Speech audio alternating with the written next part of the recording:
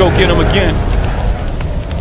Welcome back to the Robe Toy channel. I'm your host, Mark, and on the docket today we have an unboxing first impression video on the brand of Juliette Has a Gun. Yes, we've delved quite a bit into Juliette Has a Gun in 2024. If you go on my channel 2023 to 2009, crickets. I've never smelt the fragrance. I've never really did a video. I've done nothing about the brand. Now this year, we've really delved into the brand. This, I believe, is, I'm looking, is the last of this Fragflex haul of Juliette Has a Gun. This is the last one. I don't have any more, right? Right. Okay. So this is the last of it. This one called Lili Fantasy. And we just did a Lili-based fragrance review on Atkinson's, My Fair Lili. So go check out that one if you haven't, especially if you're not subscribed. You don't know I did that. And let's get to that. If you're not subscribed, you're missing out on some content. Hit the subscribe button, smash the like button. Much appreciated. And to my returnees, I don't forget about you. Love you all. I love the support that I'm getting.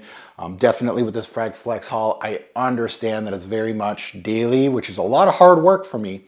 But I rather push out content, and I know it might not be the best content, but at least you're getting content from me every day, which is rare.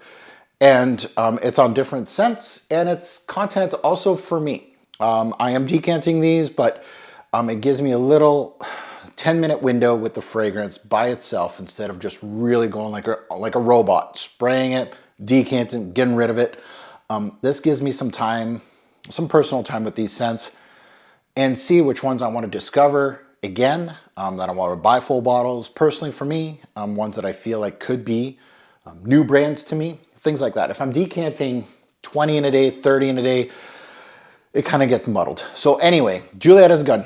Lili Fantasy. It is a tester, so there's no unboxing, and honestly the unboxings on these things is kind of redundant. Somebody's already unboxed these things, so it's kind of like a returned product. This is a tester that, oh, the previous owner really, I'm saying this is 90% full. Someone really went hard on this 100 ml bottle, right? I swear somebody took like 10 mils out of here. They did my job. They did a 10 ml decant and then they sent it back. Anyway, it has a sticker here, tester not for sale. Oopsies. Lili Fantasy. Let's get into it. Let's take a look at the note breakdown. And the first thing that really grabs my attention here is the top note. It says bubblegum. And the second note in the mid, which is tuberose. So is this going to be a bubblegummy tuberose? That is a definite classification. That is something I feel like is going to be central. So is really going to be a Lili-based scent? Is it going to really give out those facets, or is it just going to be a bubblegummy tuberose? There's jasmine in here. There's amber. And there's a AMBROXAN. Woohoo! Love that AMBROXAN. So let's get into it. I'm wearing my purple shirt because it's going to be bubblegummy, and the purple bottle. So go me with the color coordination. I haven't been doing that lately. Used to do that back in the day. Remember that? I remember those days. These have great atomizers, pressurized, great control on these atomizers. Let's sniff this one out. Lili Fantasy, a newer release, 2021. Ooh. Yeah, it's in that bubblegummy tuberose thing. It's a far cry from, this is making Atkinson's look good.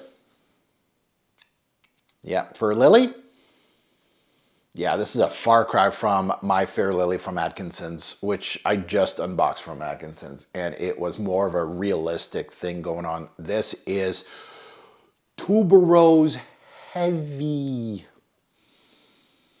And it's the bubblegum kind. It's sweet. You get some of that white floral aspect. Let's put it on skin. And since it's a control atomizers, which I like these, I just have to do one long spray here. So Juliette Has a Gun. Lili Fantasy. Yeah. I don't know how to feel about this. Synthetic.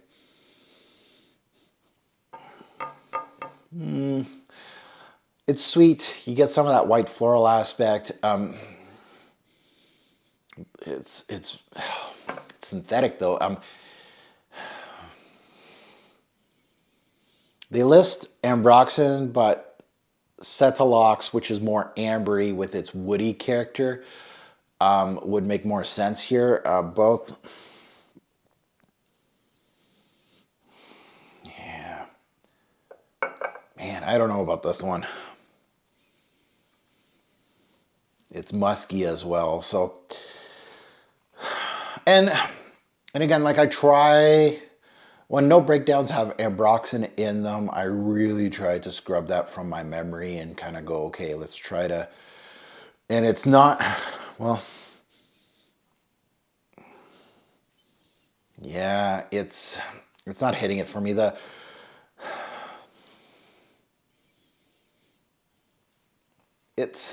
It has some promise to it. Like I can see why some people would like this, but there's a lot of things that are kind of turning me away from this one.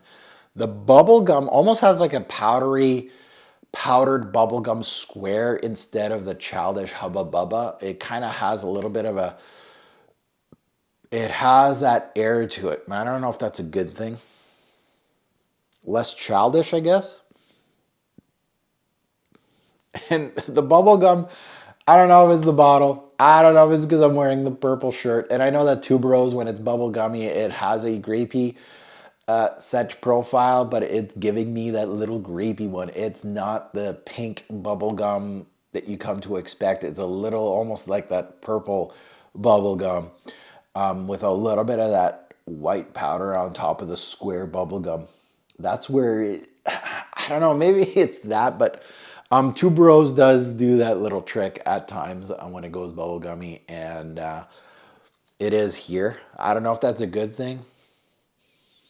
It's definitely not pronounced. It's definitely not big. Like if you're looking at this for the grapey accord, don't. It really has that synthetic, heavy Setalox AMBROXAN back end, which has a woody character to it. You can definitely smell the woods in here. There's no woods listed. Obviously, those have. Yeah, it's it's like night and day, right? You have like I just tested my Fair Lily from Agate. It's like right there. It's fresh. I just did that one yesterday, and they both have Lily in the names. And what a contrast from one to the other. Both not great, honestly. I prefer the Atkinson side of things. Yeah, I do. This one is,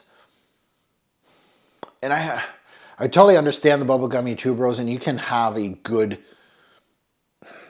imagery of that in fragrances, and there is some out there. This is not it though. Yeah, I'm not enjoying this one as much as I did with others from Juliette Has a Gun, and I know they do have that synthetic feel to some of them. And I'm starting to, and then this one's probably one of the poorer ones, honestly, on my skin right now.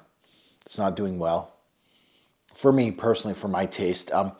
So you can get this at Fragflex if you wish to do so. That's where I got this, obviously. You can use my code TFG10, 10% off site-wide. It doesn't have to be Lily Fantasy. They do carry Juliette Has a Gun, tons of them. Most, if not all of the line. This one didn't do it for me, and not a good way to end testing. You know, I tested several, and in the back of my mind, the first one I tested, Lady Vengeance, is the standout, is the one that is continuing.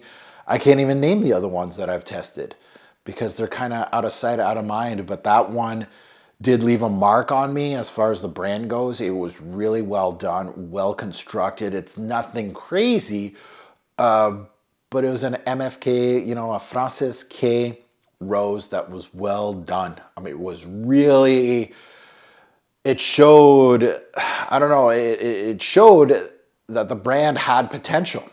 And it really excited me that I was like, oh shit, right? I got like 3, 4, 5 more of these to test out. This might be an okay brand to test out. And at the end of the day, this ended on a whimper. This is not so good honestly.